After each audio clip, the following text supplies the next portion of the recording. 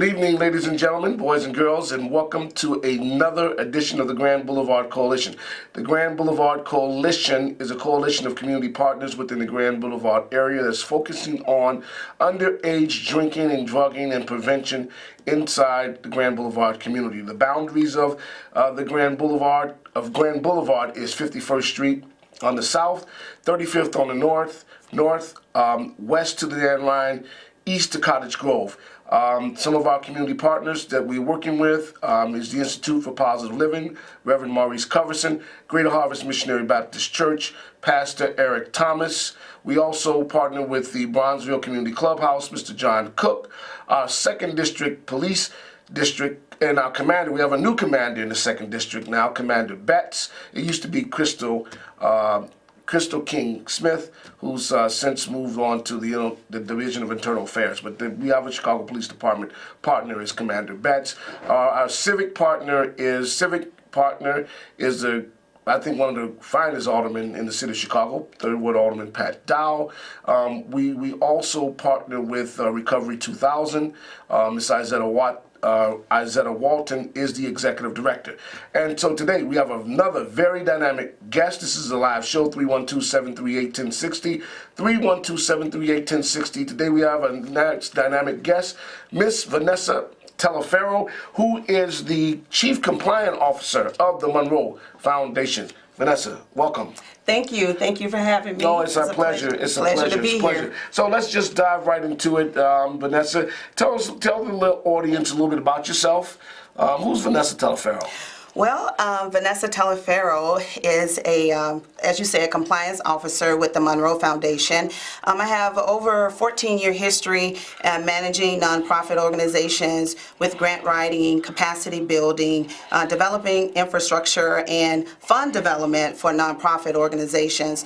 But I began my professional career in banking, starting off as a teller and working my way up to Assistant Vice President of Commercial Loans. So I use my banking background and nonprofit administration experience to help strengthen nonprofits in the Chicago community land area, especially West and South Side communities. Great. And you would happen to be related to the Alderman Telefarmo? No, I am not related to Alderman Telefarmo. Okay. I get that asked all the time. Telefarmo is an interesting name. I don't know how many Telefarmos. I think I only know the Alderman, you, and then there was another young lady I knew there was a Telefarmo, but I just said, boy, this is a unique name. Well, I've met him several times, and I told him I used to live in the Austin community, and so I tell him I was the original Telefarmo in Austin.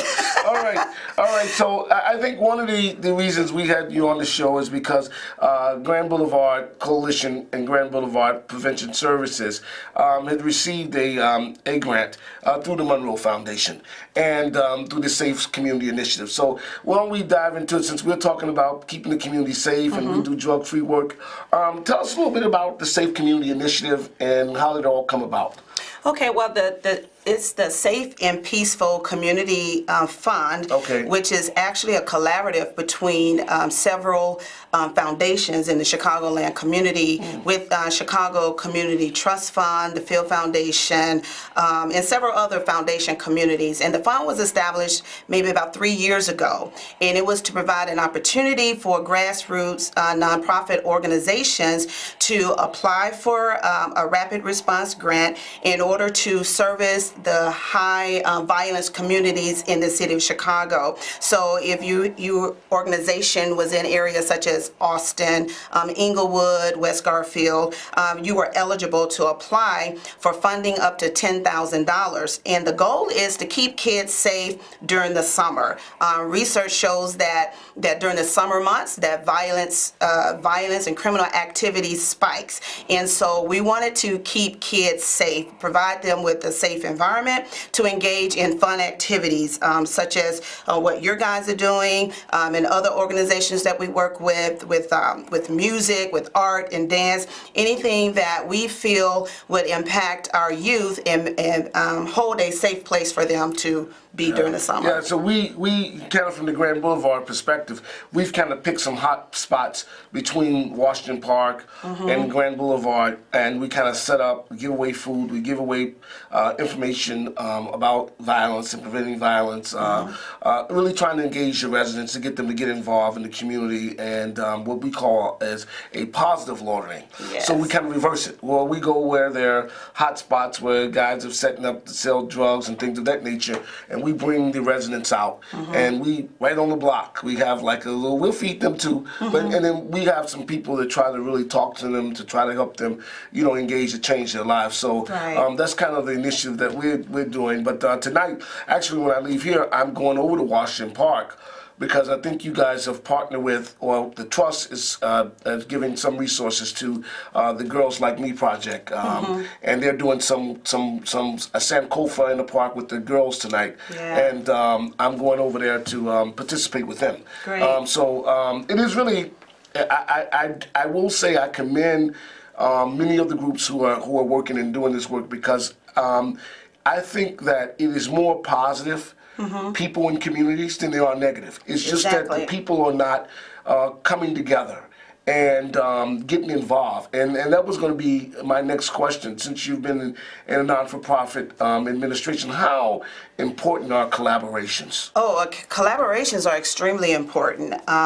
We know that there's vast problems in the inner city in Chicago, and there are also a lack of resources. And so when you collaborate, you're pooling your resources together in order to impact society. And the overall goal is to create healthy, thriving communities, which children, especially our youth, can have a safe place to be. And so when nonprofits are able to come together and say, for instance, your organization does the loitering, we have another organization that may engage in art. Why not pool your resources together, link up, and provide different opportunities for our youth to engage in different programs? And I say this all the time, that no organization should operate in a silo. In order to be more impactful, then you need to engage the services and the resources of other organizations. I was reading this book called The Keys to Success, and one of the chapters deals with mastermind alliances. And what that says is that when you begin to pool your talents, your skills, and expertise together, you're not just in it for yourself, but you're taking on the expertise and the skills and the resources of the other organization. And I think with nonprofits, we need to understand that you're not doing this work alone. There are other organizations. You can't do everything with the amount of resources that are available to you. So why not collaborate with another partner and be able to be more effective and create that opportunity for youth to learn and to have fun. Right. Yeah, I would agree with you. And I think we kind of skipped over. I know that you're the chief compliance officer, and we talked about the trust and some of the other foundations. But let's talk about the Monroe Foundation, because the Monroe Foundation is a foundation from which we have received some opportunities to. And I'm saying, when I say we, the Grand Boulevard Coalition. So tell us a little bit about the Monroe Foundation. I know Otis Monroe is not here tonight, so I'm sure you can help us. Sure. The Monroe Foundation has been around for like 28 years. It's an advocacy member organization, and Otis Monroe has been instrumental in working in the financial, in the banking arena, dealing with community reinvestment. And so he started with creating opportunities for African Americans, led nonprofits and individuals to be able to engage financial institutions.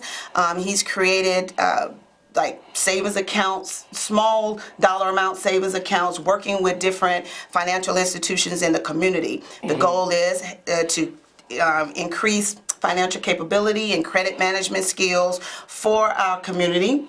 We know that the savings rate in America is very low, but with African American, there's a huge disparity with the income gap. So what we do is to educate people about their finances, loans, money, credit, and then we partner with institutions that have developed banking products that fit the needs of the community. Yeah. And so throughout the years, the Monroe Foundation has actually facilitated $10 million reinvestment in the community through various projects and initiatives. Yes. And so we've done that through banking, and knowing your credit score. And now we have a very exciting initiative that Mr. Monroe is really driving, and that is to help the returning citizens population. Yes. One of the gaps that we discovered is that when returning citizens want to get their criminal record either expunged or sealed, is having the money and the resources needed to purchase that rap sheet, going to the police station, getting fingerprinted all over again, and then dealing with the court system and getting a court case file to get that record sealed or expunged. So we've worked with organizations now in that space that deals with returning citizens, because we want to make work possible. So the overall goal of the Monroe Foundation is to create opportunities, advocate for resources that we may feel are lacking in our communities, and put us in front of the decision makers. And one of the things that has happened, like organizations like yours that have benefited from the advocacy work of the Monroe Foundation, is being in the room with the decision makers. That we have put smaller nonprofits in the face of organizations like the Community Trust Fund, the Field Foundation. We've given you that opportunity for you to showcase who you are. And to the credit of a lot of these foundations, they don't know about the smaller organizations, right?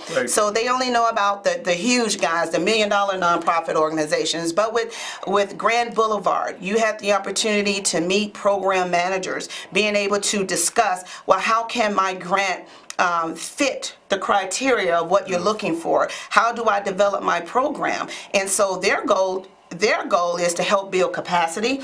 Our goal is to get you in front of the decision makers, so you have the opportunity to let the world know what you're doing and how to receive funds for that. Yeah, I will say, I recall on a couple of occasions, not that I participated in it, because at that time I was not kind of business focused. I now understand the need of having a non-for-profit and a for-profit business going. I think, and because at the end of the day, you have to leave something for your children.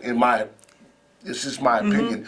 And so Mr. Monroe was working with PNC Bank, and they were helping to build the capacity of small businesses in the African American community. So that's something that I can attest to, and certainly appreciate the work that you guys have been doing. But I wanted to go back to one thing, because you guys have an event coming up around this whole sealing or clean slate, or So yeah, please share with the audience the event, the date. I don't have the flyer with me, but next week I'll make sure that I have it pulled up to see it. And I didn't bring it either. However, on August 8th at Teamwork Inglewood at the U.S. Bank Building, we are hosting a pre-rap sheet day. That is an informational day. With our host is the Cabrini Green Legal Foundation. Will be conducting a workshop, and actually, if I've seen the workshop, and the information is very good, and it tells you the steps that's needed to qualify for a sealing of your record or an expungement. And is very thorough. She takes you step by step. I mean, we learned some things that day that left all of our mouths open, as far as, like, even if you've been arrested, you can have a rap sheet. Although you never had to go to court, your case could have been dismissed, and you didn't follow up, you still can have a rap sheet. And so we just learned just the ins and outs of that. And I think that is a good education, a good educational tool for people just to come out and become aware. And even if it's not you, but it's someone in your family, we've all been affected by it. And learning the steps that's needed to take, and how you can come out on August 8th. And we also have Safer Foundation is going to be there. Teamwork Inglewood, North Lawndale Employment Network is going to be there. Just several. I don't want to leave anybody out, but we'll come back to it. We will push it because helping returning citizens is very critical in this junction today. But we got a caller. Caller, you on the air. Good evening, caller. Yes, this is Ray. I call every week. Ray. Only because it's a great show. Thank you, Ray. Never call. But listen, I don't quite agree with the young lady about if I have a thriving money-making business, because I know how, why should I give some of them resources to somebody that doesn't have that? The best way to do that is send some of her people over to my company. I'll teach them how to make money, and then she can go back to her committee, and they can make money. But, here's one real quick thing. Why expunge everybody while they paid their dues? You know what gets me? How about the man that they crippled, that's in a wheelchair? Yeah, Ray. I think you. Thanks for your call, Ray. But I think you're kind of way off base today, Ray. Let me just say this. One of the barriers, and I'm not speaking for Venessa. I'll let her talk about what they're doing, and I think it's an admirable job. Anybody who's working with people who are returning to try to help them clear up their records, because that is one of the major barriers to employment. Is your background, even though they have this ban the box thing, but Ray, it still happens. So you cannot compare someone, Ray, who is in a wheelchair or crippled to a person who been released from prison for maybe a crime they committed, but in some cases they didn't. You live in Illinois, you see the criminal justice system, and I don't want to get off into that today, Ray, but there are some people who actually need the help. Let me just say this. Why does everybody need expungement? There are people out there that don't need it. Everybody else, like the young lady was saying, I agree with you 100%. Well, Ray, all I will say to you, and listen, hear me out. Every expungement summit. Thank you. All right, Ray. Take care, man. Thanks for your call. Every expungement summit that I've been through, the room has been packed. Exactly. And Venessa brought up one issue that most people don't realize. Some returning citizens, ex-offenders, if you will, second chancers, all of the above, they don't have the money to pay the fees. Many people don't understand you have to go and pay a $35 fee at the police department to get your record. Then you have to go down to the clerk's office and pay another $60 to $80 for another process. So it can, I think the fees in total run somewhere between $100 and $25 ultimately.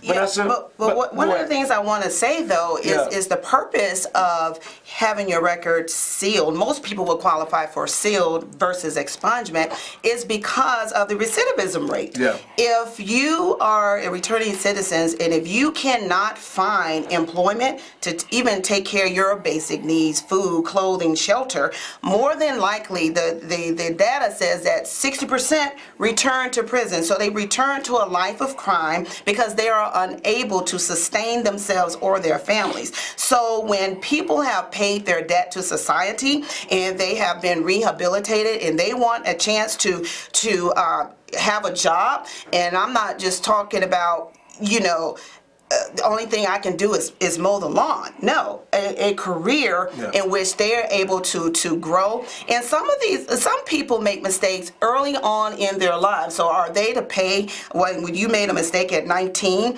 Do you have to carry that mistake with you till you're 69? No. Right. Why do you not have a chance to rehabilitate yourself and become a productive citizen, get a job where you can take care of your children, take care of your family, and more importantly, take care of yourself? And it's also about regaining your name and respectability. People make mistakes in life. That's humanity. We all make mistakes. Some people have, they've done crime, and there are some people who are habitual criminals, and we understand that. But the large percentage of returning citizens, they want a chance to redeem themselves and to become productive citizens in the city of Chicago. Yeah. No, I agree with you. And again, I think it's an admirable job that you guys are doing.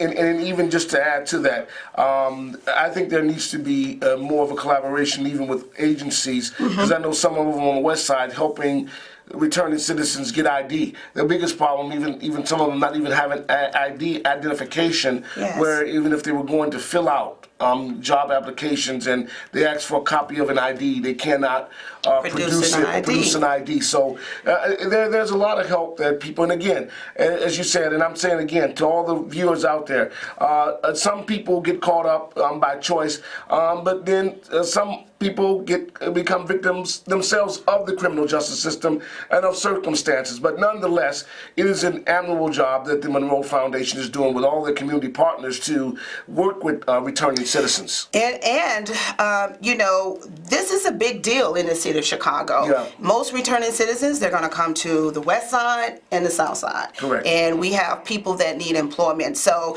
we have the support of the mayor. We have the support of CPD. We have support of aldermen. We have the support of community foundations. Yeah. So because they understand this is a huge problem. Yes. And in order for our young men to become men, they need to be able to work. Yeah. And so we want to, and the goal of this program is to make work possible, not start a job and then 2 weeks later you're fired because they have pulled your record and then you're fired. Yeah. No. It happens too often, unfortunately. But thank God they got banned the box. But I'm going to see how it works. There's still some confusion around it. Yeah. But let's see how it works. We got another caller. Caller, you on the air? I just have a comment. My name is Angela, and I am from Alabama. Okay, Angela. And I just want to say congratulations to Venssa Telefarmo, and I think that she's doing a wonderful job. Wonderful. Oh, well, thank you. Well, thank you, Angela from Alabama. Okay. Well, you got people watching everywhere. Well, that's great. And I agree with you, by the way, Angela. I think that they're doing a fantastic job. One thing I wanted to ask, how much financial literacy do you guys do with young people? You know, when I was growing up, what helped me to learn how to manage money, you know, some people think I'm a little tight, but they manage money or loosely, these go either way. But I learned in 7th grade how to balance a checkbook, right? 8th grade, I joined Junior Achievement. Wow. You know, and so I was in Junior Achievement all the way through third year of high school. I started selling candy in school.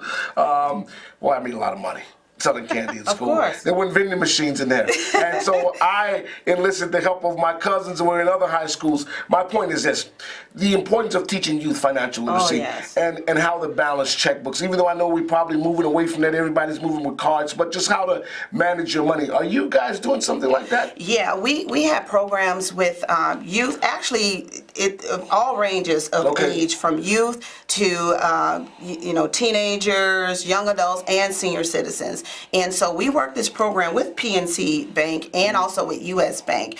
And we did different financial literacy, opening a savings account, learning how to save money, you know, not spending every dime that you get in your possession, but learning how to balance a checkbook, even teaching kids about credit, knowing what credit is, why is it, you know, there's good credit, there's bad credit, how to maintain your credit score. We teach kids about savings and investment.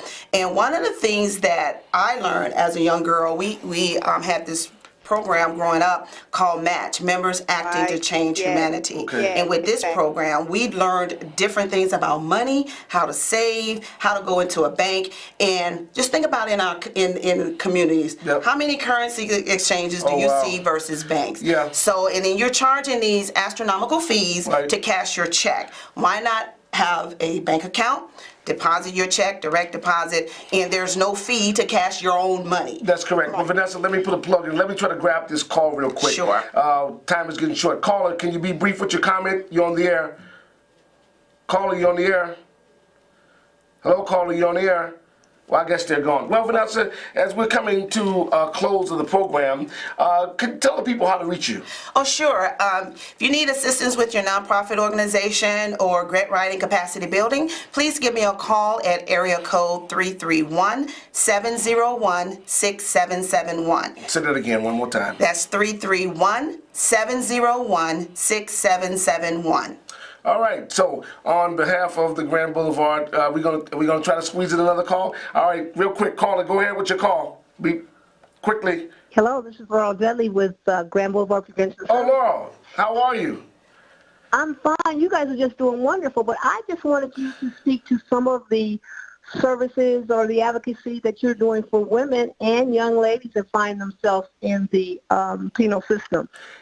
You know, she just talked about that, Laurel, and we got 3 minutes and we got to get off the air, but we'll follow back up next week. Venessa, one more time, your phone number. 331-701-6771. On behalf of CAN TV, you've been watching the Grand Boulevard Coalition. Between now and next week, keep the faith. Peace.